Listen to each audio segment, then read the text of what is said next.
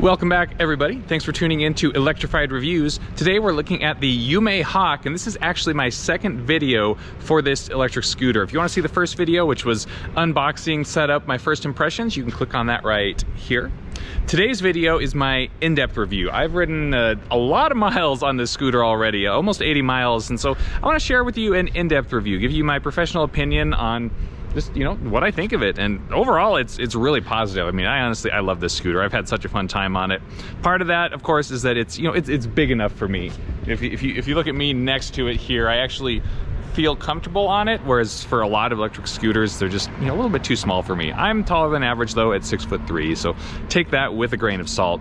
With that said though, this scooter is just, it's fantastic. The components are excellent. It's got a ton of power. It's very comfortable. It can go anywhere and do just about anything, which I've done. I mean, if you look at it here, it is very dirty from some of my off-road mud riding adventures.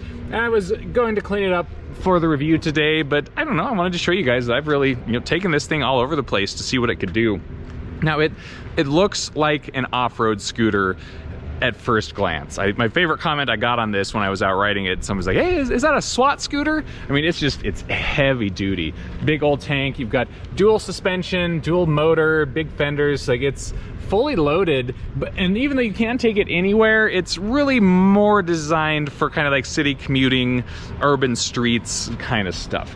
The suspension is very high quality. It's both coil and oil suspension. You can adjust the preload on it as well, but it doesn't have a ton of travel. So if you're looking for, some heavy duty off-road riding for your main use for the scooter, then you'd probably want something a little more heavy duty. And actually, this is YUME's smallest scooter, I'm pretty sure. They've got a lot of other models that are just massive, even bigger suspension, really designed purely for off-road riding. So the Hawk, I think, is kind of more of an all-purpose city riding, commuting type of a scooter.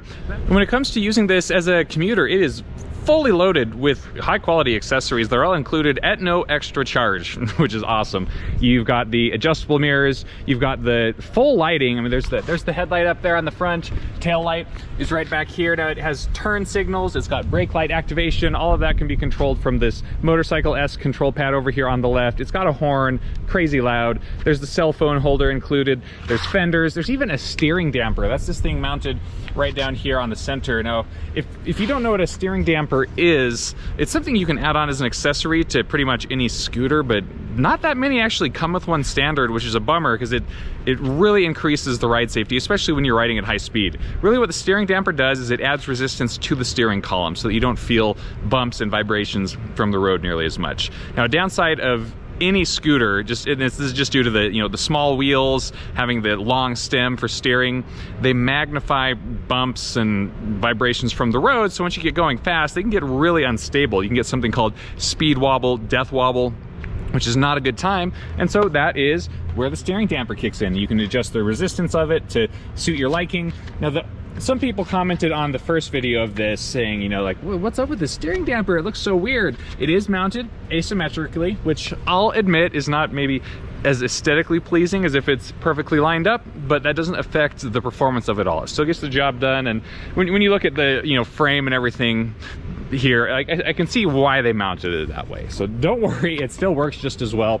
Speaking of the frame, it's incredibly rigid, sturdy. I mean, this thing feels great even going 43 miles an hour, which, honestly seems a little crazy on a scooter until you actually try it. It's a single piece molded frame instead of you having welds, so that helps to make it a lot more sturdy. You've got these big old fenders on here, and these tires are kind of hybrid tread, I guess you would call it. Like they're not slicks, but they're not quite off-road either. So they still have good efficiency on city streets, but you can take them on the trail. You can do some off-road adventuring like I've done. These are tubeless tires, which helps them be like a little bit more lightweight and more puncture resistant, which is awesome to see. And the last bit for commuting accessories is this nice little hard shell stem case that just fastens on the top of the stem right here. It's not huge, you can't carry a ton of stuff in it, but it's very well designed. I love how seamless the zippers look. Yeah, you can dump some extra cargo in here. I've got some extra GoPro batteries and I just left this in there.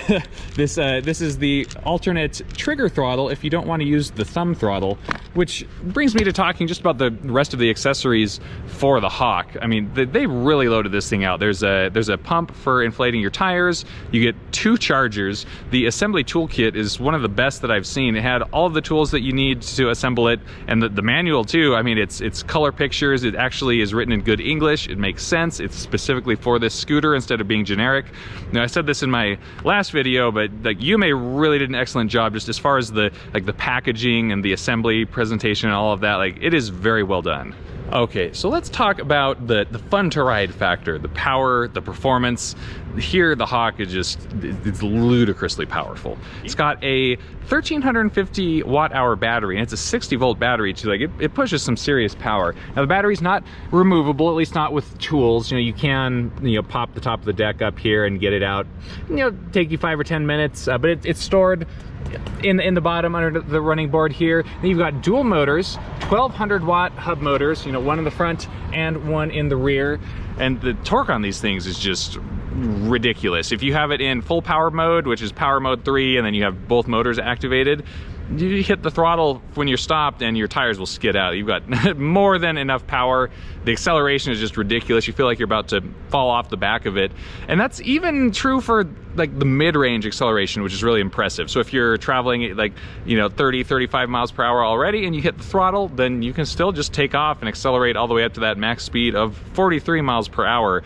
There are 3 different power modes that you can control with the display controls that really just limit your top speed. They don't limit the power output, so you can still get that nice fast acceleration and just limit yourself to a lower top speed, maybe for safety or just to save your battery. Power mode 1 will just cap you at about 20 or so miles per hour. When you shift it up to power mode 2, that'll lift you up to about 30, and then power mode 3 is when you can get all the way up to the top speed of 43 miles per hour. But note, that's only if you have both motors engaged. With just a single motor, you can still only get to like 30, maybe 32 miles per hour when you're riding in single motor mode.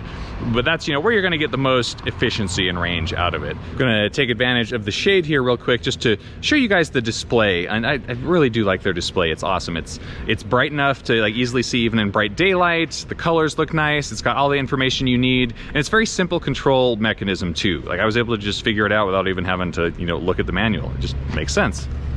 So you fire up the display by holding down the power button here on the left grip.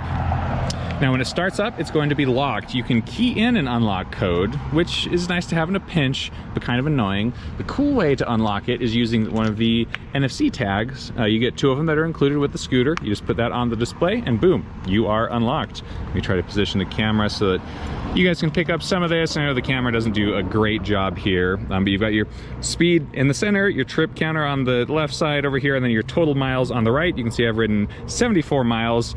Battery down on the bottom, and then if you want to change your power mode from 1 through 3, you just press the M button right here. 1, 2, 3, and then it'll loop around back to 1. And if you want to switch it to dual motor mode, you just hit F, and then you'll see a little D right there that indicates that you're in dual drive mode. You can hit it again to switch it back. And there you have it. It's simple, it's elegant. I think this is how displays and controls should be set up. And if you want a little bit more detail and just another way to interact with the scooter, you can actually use the smartphone app, which also is surprisingly well done. And when you're using the app, you can see the same stuff that's on the display. So you can see your speed, you can change your power mode settings, or go from single to dual motor mode. And then you can also change your scooter settings. You can change it from imperial to metric. You can pair a new NFC tag with it. There's a bunch more stuff in there. You can talk to YUME support. There's a little like GPS mapping, like trip tracker kind of thing that I haven't used, but looks to work well. Like, it's a really well done app. And the nicest thing for me is that you can unlock the scooter from the app. So if you maybe don't have your keys, your NFC tags aren't with you, you can just use your phone to quickly unlock it instead of having to key in the code. So yeah, really, I think it's awesome. Like, it's actually worth having, whereas a lot of scooter apps are just like extra fluff that doesn't actually contribute something useful. So now the Hawk is one of the safest scooters that I have personally ridden. Like, I'm really impressed, and it kind of comes down into really 3 sections. One is just the visibility factor, being able to see the road in front of you. Some of that's nighttime riding. The headlight's very bright. I would like it to be positioned higher up, like I mentioned, but it's still incredibly bright. You can see a lot. And then also it's a very tall scooter. When I'm standing on the deck, I can see over traffic in all directions. And so it feels very easy to, to navigate in traffic when I could just have such good visibility. The other part of visibility is, of course, being seen by other drivers. And here again, it does great. It kind of helps to make up for the headlight being down so low that we have these LED lighting integrated into the stem and the running board. And I mean, even in daylight here, they stand out. They're very bright. When you're looking at these at night, it's just blazingly bright. You can actually turn these up even brighter. I think I have them on the medium setting, but this gives you really good side visibility and even decent from kind of a front angle, because it wraps around a little bit. You can actually even see it just a little bit directly from the front. So that makes it very easy for other riders to see you. You've got turn signals, so you can signal when you're turning. There's extra bright brake light activation. When you just, squeeze on the brake levers here, that kicks in. So yeah, it's very easy for people to see you, and if they don't see you, you've got the horn or buzzer on here, which is obnoxiously loud. Like, people are going to hear that for sure. So yeah, from just the visibility aspects of safety, it does a great job. The other two safety components we're talking about are braking and power. So for braking, again, excellent. You've got hydraulic disc brakes in the front and in the rear, 140mm rotors. These are Zoom brakes. They're excellent quality. They've got motor inhibitors, which means as soon as you start to squeeze the levers, it cuts power to the motor. Really important on scooters, especially because if you have to stop suddenly, you might forget that you have your thumb throttle depressed when you start braking. You don't want to be fighting these motors. They're incredibly powerful. So it cuts the power. You can stop easily, but that's not it. You actually have electronic brakes built in as well, and you'll feel the electronic braking if you squeeze just a little bit on the levers, not enough to fully activate the hydraulic brakes. This will kick in the electronic braking, which just provides some extra stopping power and also actually regenerates a little bit of your power back into the battery, so you can get even more range out of it. So I'm really impressed with the stopping power. You get going 43 miles per hour, you can still slam on the brakes and stop on a dime. The last bit, safety-wise, to discuss is power, actually. Power and acceleration.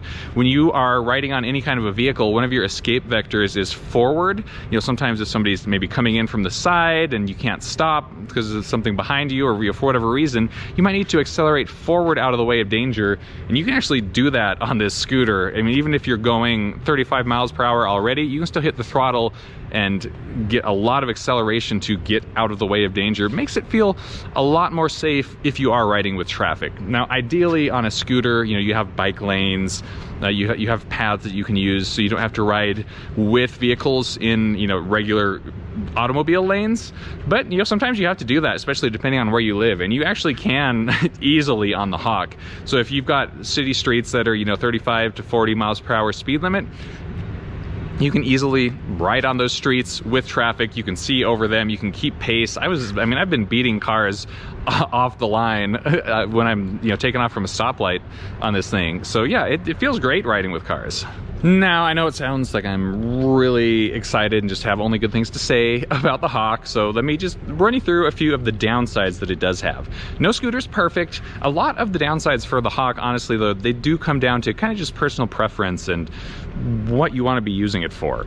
The biggest, most obvious one for the Hawk is that it is not portable. It's huge. It weighs 82 pounds. It does fold, but the folding mechanism leaves a little bit to be desired. So if you're looking for a highly portable scooter that you can, take on the subway or, carry up 3 flights of stairs to your apartment, this is not the scooter for you. I actually live on the 3rd floor of an apartment and have to carry this thing up and down, and while it is a great workout, I would go for something lighter weight, just kind of keeping that in mind. So having, ground floor storage where you can keep it hopefully indoors is definitely going to help a lot.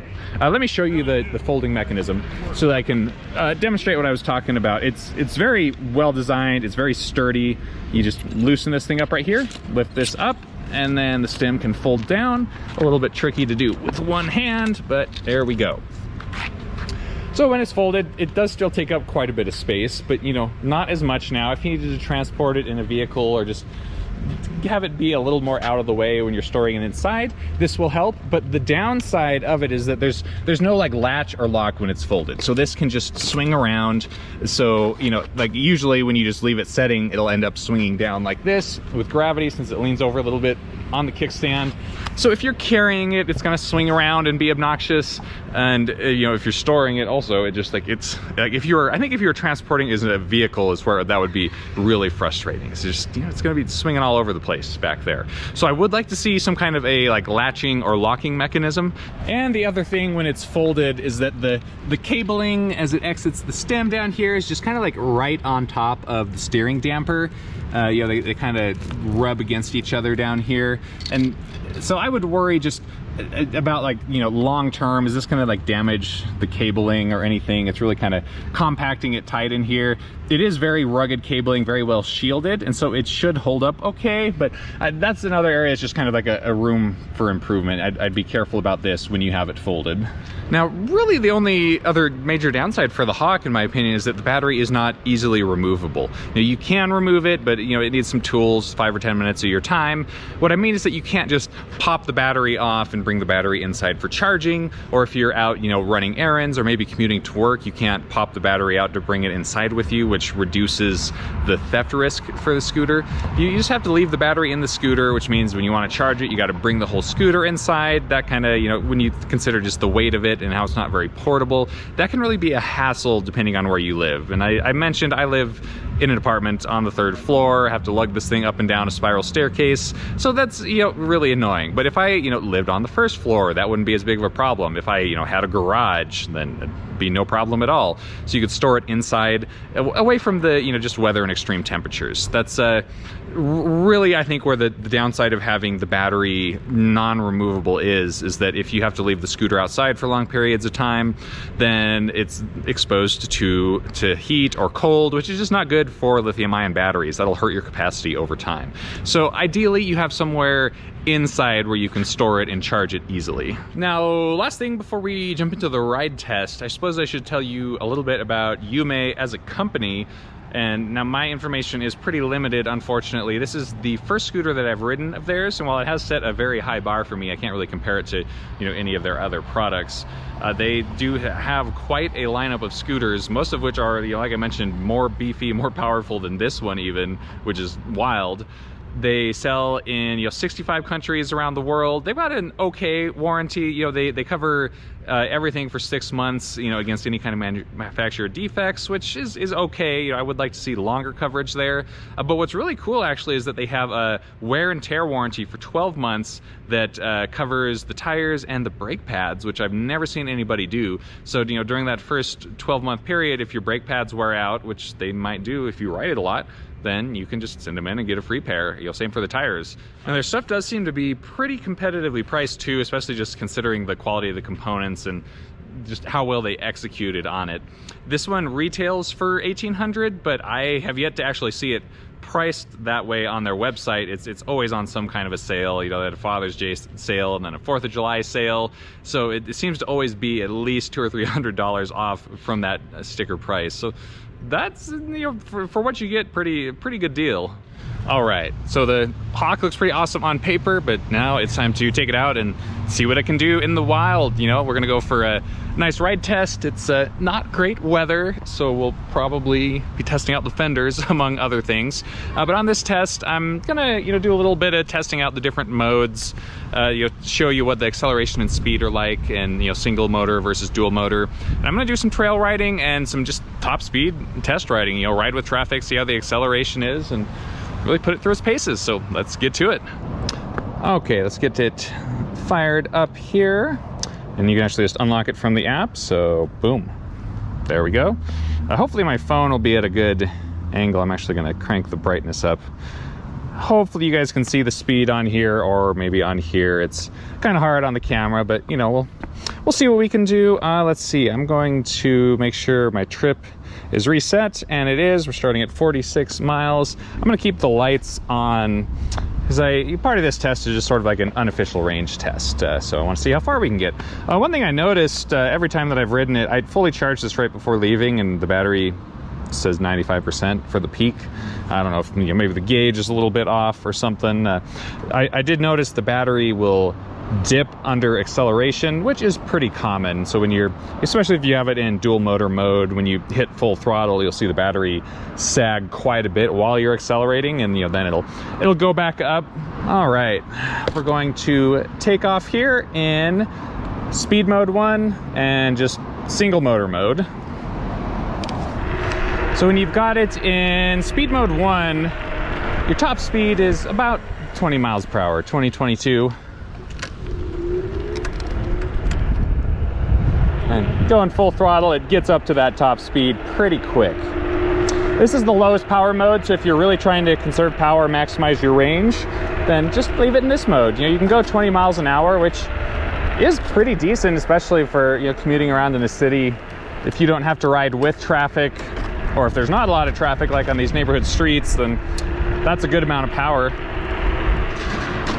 And if you kick it up into speed mode 2, you get the same acceleration, the same power from the motor, but now you just have a higher top speed. You can get up to about 30 miles per hour in speed mode 2. So you'd probably use speed mode 2 if you're still trying to be conservative on your power, but you need to go a little bit faster. Maybe you need to ride with traffic that's moving at around 30 or so miles an hour.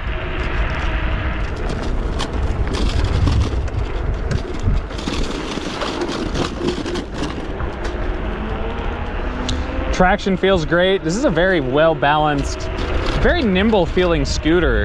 Despite its size and weight, it feels very agile. All right. Now I think this is really designed to be more of like a city streets, maybe some light trails scooter, but we're gonna do some trail ride just for the fun of it. With the wheel skid out a little bit there.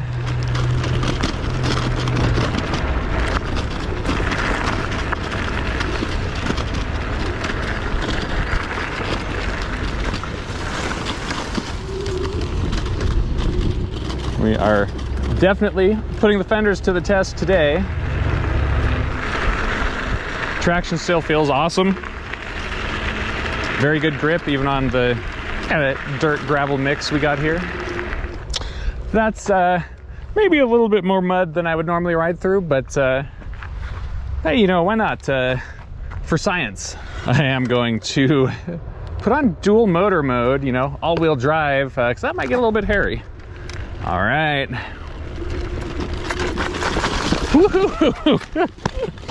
A little bit slippery. But we have emerged, none the worse for wear. Turn off the dual motor just for a little bit.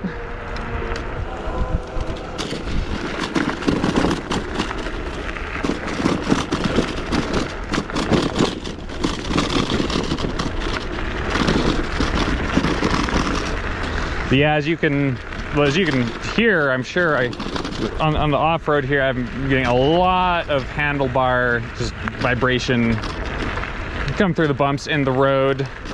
It still feels decent on my feet, but like I said, I think this isn't meant for extreme off-roading. The suspension just doesn't have quite enough travel to compensate for that. I mean, it still feels fine, but a lot of vibration.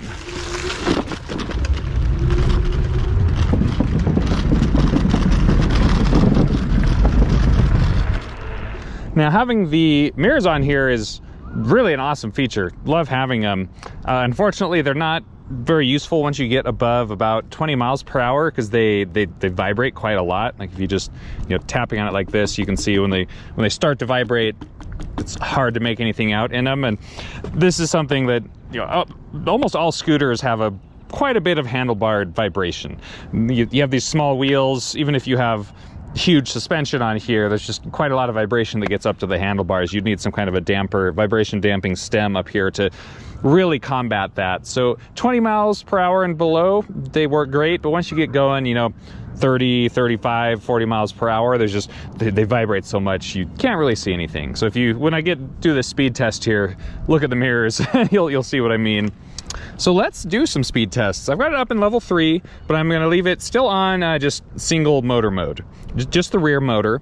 And I want to just demo the top speed difference here. You can get up to 30 to 35 miles per hour using just the rear motor, but you can't hit that top speed of 43 miles per hour with just one motor, not even when the battery's full. All right, so we'll start off from a dead stop.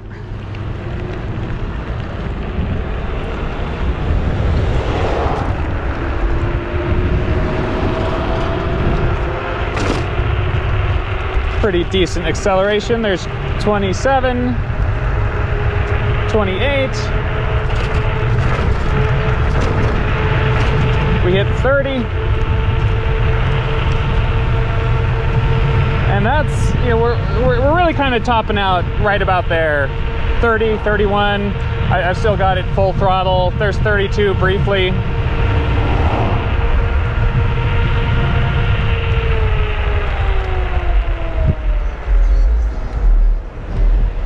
So realistically, your top speed with one motor is right about 30 miles per hour. You know, going on flat terrain, obviously, if you're on hills, then it's going to be even lower than that. But if you're going downhill, you'd squeeze some more out of it. Now we're going to kick it into fun mode. You hit the F on here, and that's going to bump it into dual motor mode. And we're going to do the same test again. We're just going to take off full throttle and see what kind of speed we can get out of it on our little straightaway here. Acceleration is crazy. Look at that. We're already at 25. There is 35.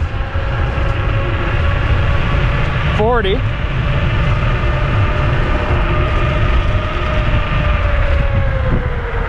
don't want to go over these railroad tracks going quite that fast. But yeah, you can see the acceleration is just absolutely monstrous when you've got both motors kicked on. And now you will see the battery sag quite a bit when you really juice it and take off. You know, now it says 52% for the battery, but then as soon as I start to slow down, then that is going to climb back up. Now it's at 76%. And as I mentioned, that's fairly normal for a lot of electric vehicle batteries. It is possible for them to change how they are measuring and reporting that voltage to show the actual remaining capacity instead of just the current voltage when it has such a big draw. But it's going to fluctuate a lot if you're riding in full throttle mode. You know, now we're back up to 78%. And it actually is possible to regenerate a little bit of power since these direct drive motors have electronic braking, and they can actually regenerate some power when you're stopping, which is a nice feature. You don't get a ton of extra range, but you know, every little bit helps. All right, we're gonna do some brake test action now. I'm gonna get it cranked up to about top speed and then just slam on the brakes.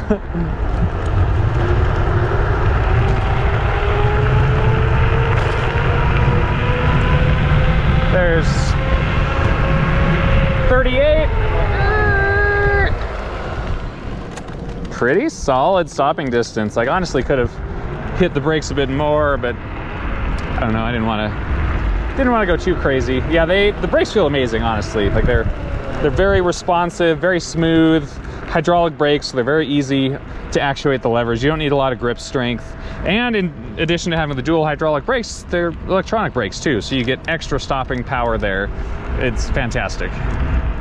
All right, we are going to cruise down College Avenue and ride with traffic. See if anybody wants to race, you know?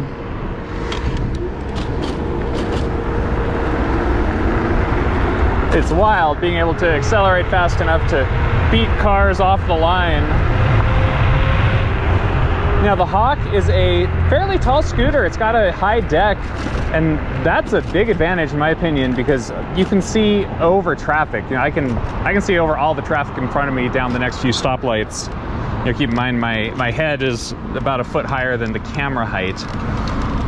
So you can see over cars in front of you, to the side. It gives you great visibility. It helps it to feel a bit more safe when you're riding in traffic.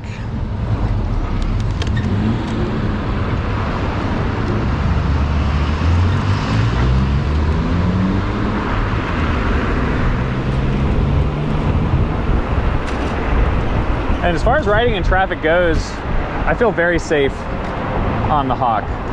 The acceleration means that you can accelerate out of the way of danger, keep pace with traffic. It's got excellent visibility thanks to the lights. Like the running lights on the side are very bright. You got turn signals, you got brake light activation, you got mirrors, you got a horn. Like, it's fully equipped. And so if, you know, speed limit 40 or less streets, it feels great.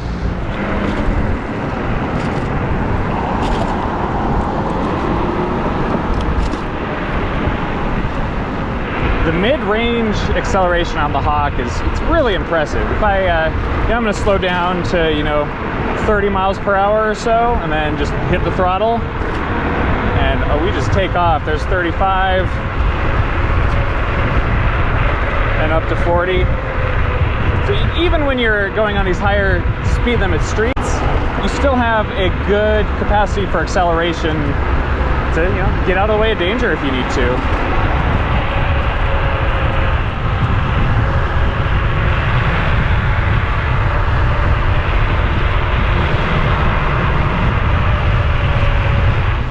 .6 miles in, we are at 70% battery capacity. So not too bad, considering we're riding at full power and full speed for a lot of it.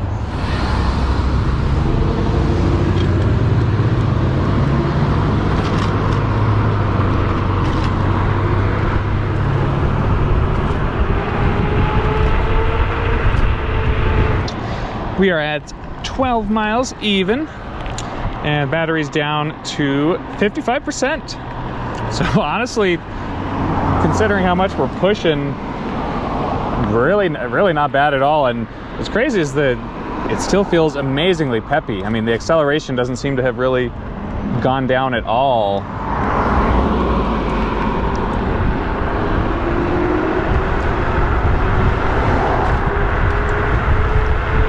Still able to take off and get up to maximum speed pretty quickly.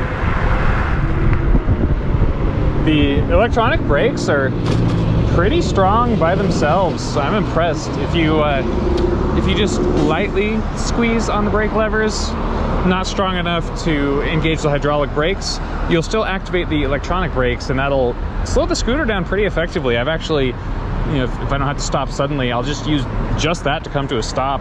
So that saves your hydraulic brakes and you know, regenerates a little bit of battery as well. So that's pretty awesome, I think. We're at 44% battery, 15.6 miles in. Look at that, acceleration is still strong.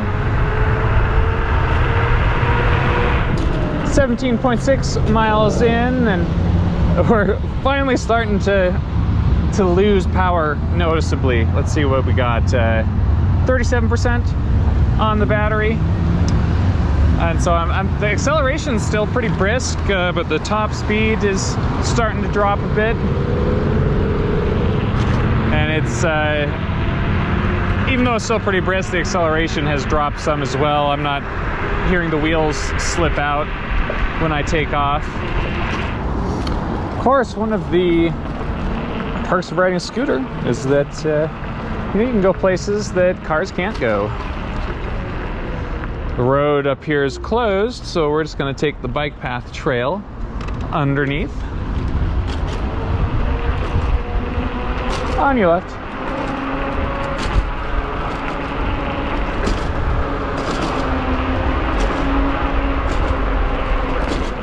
Now, if you do plan to ride this scooter on bike paths, just make sure you're aware of the regulations where you live.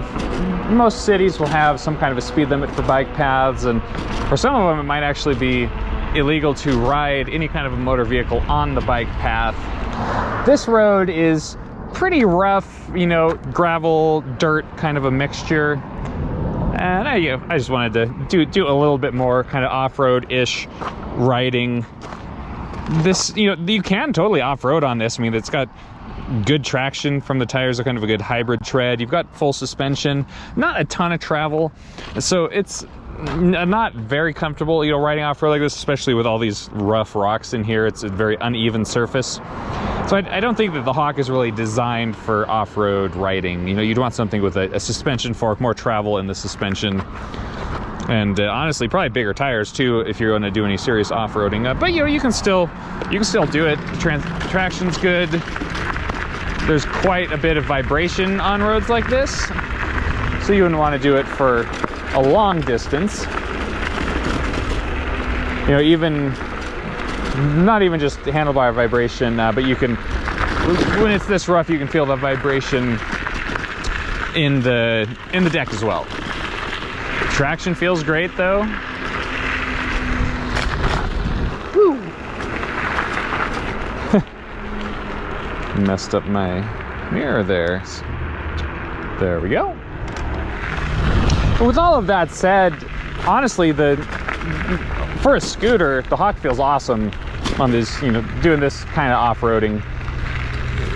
Most scooters feel very rough off-road just because you have when you have really small wheels, it's a poor attack angle against bumps, and so there's only so much you can do even with good suspension. You know, for them to feel good off-road, you would need much larger diameter wheels, and you know, big suspension forks. So compared to you know, most city scooters, this is much better at off-roading, feels much more comfortable.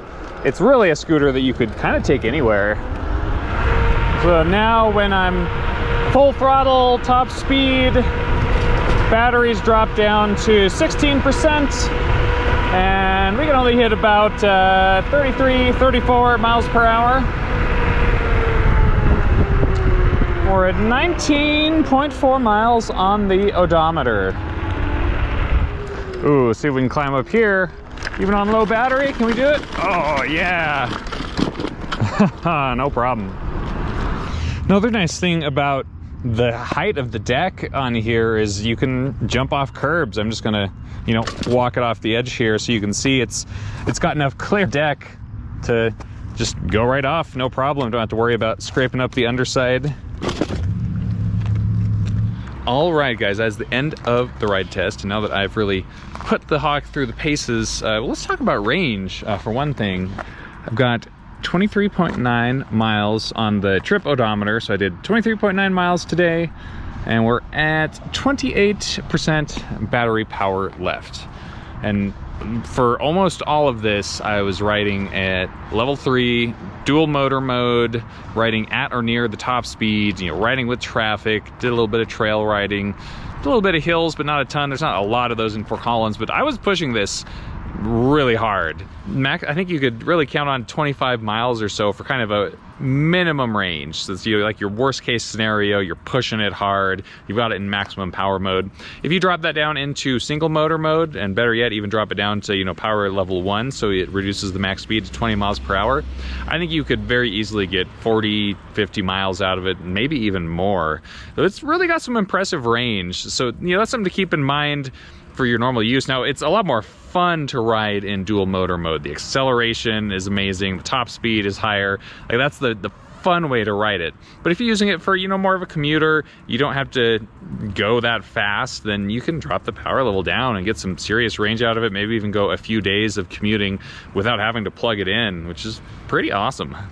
Fenders did a pretty good job, but still got, you know, mud all over in there. I mean, I don't think this is designed to be riding through lakes of mud like I was doing today, but did pretty good overall. I mean, I got a little bit of mud splatters on my pants, but hardly any, so really not bad. Okay, my friends, that is it for the YUME Hawk. If you watched this whole video, then you know I love this scooter. If you jumped all the way to the end, then, well, you know that now too. Overall, I think it's excellent value for money. It's kind of a go anywhere, do anything, rugged, super powerful. It's a beast. You know, they're really the only things to you know, consider for this scooter. If you're thinking about, like, hey, is this the right scooter for me? Like, really the only thing I think is just kind of the portability. You know, be aware of the size. It weighs 82 pounds and it doesn't lock down when it's folding, so it can be a little unwieldy to, like, carry or store. That's really the only consideration that I would leave for you. You know, other than that, it's really it's awesome. Good stuff. All right, guys, if you you know, if maybe you own one of these scooters or another one from YUME, maybe you got questions about this review, chime in down in the comments section. I want to hear what you guys have to say. You can head over to our website. There's a link in the description for the full written review for this scooter. Has all the specs, goes into way more detail even than I went into in the video today. So be sure and head on over and check that out. Yeah, that's about it. So take care out there, ride safe. I'll catch you in the next video.